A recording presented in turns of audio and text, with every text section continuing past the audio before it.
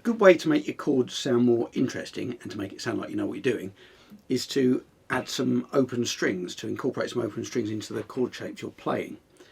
Now, you can't do that on every chord in any key because there aren't the relevant open strings available.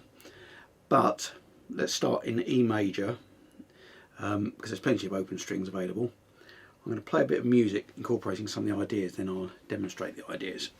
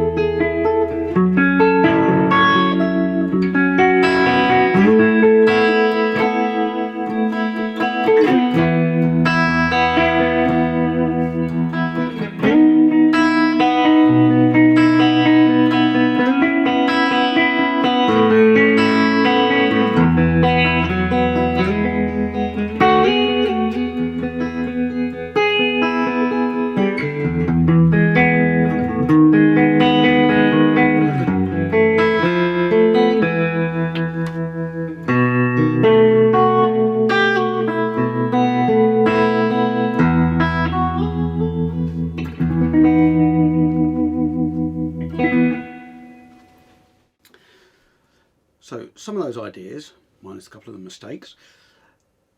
First place to start, I think, is by using the, so what's kind of the A shape, so your A bar chord. So if you were to play an E on the 7th fret, you can play the standard A bar chord.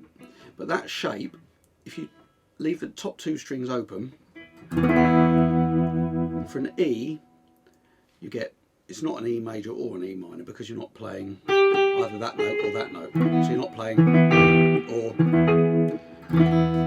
it's kind of ambiguous, so you could use it for E major or E minor. And then for your 4 chord, you can do the same thing, open B and E string. It also works for B major, which is giving you the B and then the E, which is like a sus4, so it makes the chord more interesting immediately. Rather than playing, you get, for C sharp minor, you can do the same thing on the 4th fret.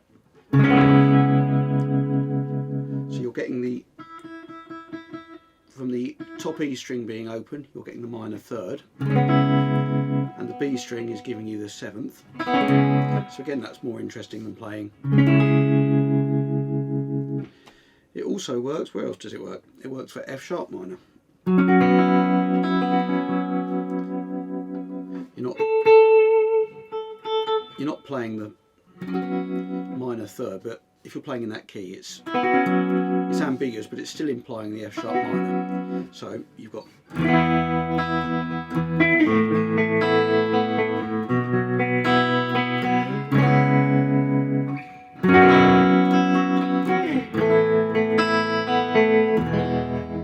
which I think you'd agree is more interesting than playing.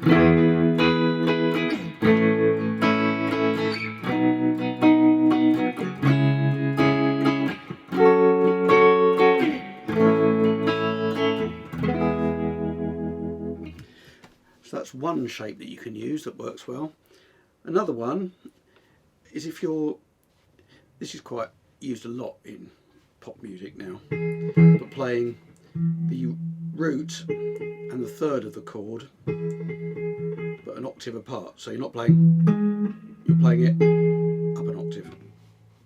Now it's quite good, you can do that in E, and you can drone the top two strings. So you can play your root and third there, so that's the 12th fret on the bottom string, and then the 13th fret on the third string, droning those open two, which will work down here for A, for B, for C sharp minor. Now for that one, you have to drop the third down, as the minor third is always a semitone flat, so you drop it down so you're on the same fret, so on the 9th fret, and same for F sharp minor, both on the 2nd fret. And you can play all kinds of things like this using those two different shapes.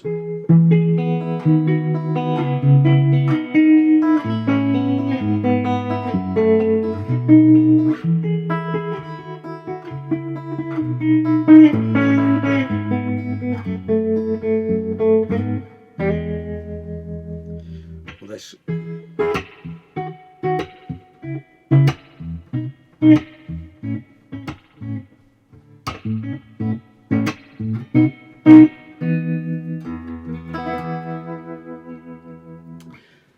And the other shape which I always find useful is playing, you're playing the root and the third, playing them together, so mainly missing out the bottom two strings. You can add them in if the bass notes apply, but it's quite a good way, again droning the top two strings, so you've got, if you're playing E, you're on the 4th string on the 2nd fret, 3rd string on the 1st fret, and you've got these shapes. So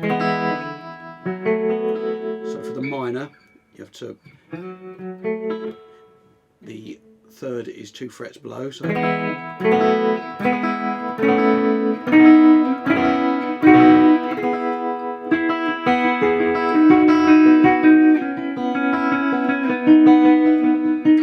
can put the open A in there.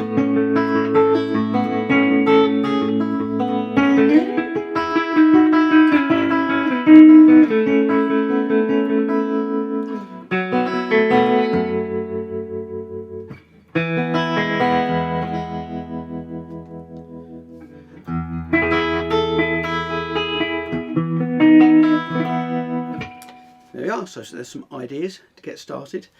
Always think it adds more flavour, it makes it more interesting, you can layer them up.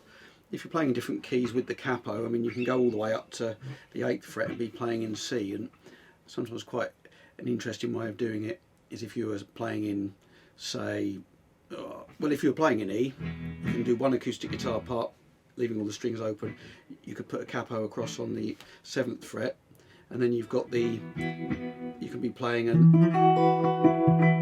you'll get that, and that's, you can drone the top two strings as well, and you'll get lots of interesting sounds which you wouldn't otherwise get. It's quite simple to do. So please leave me a comment if there's any other ideas for chord shapes, etc. you'd like, and I'll see you on the next video.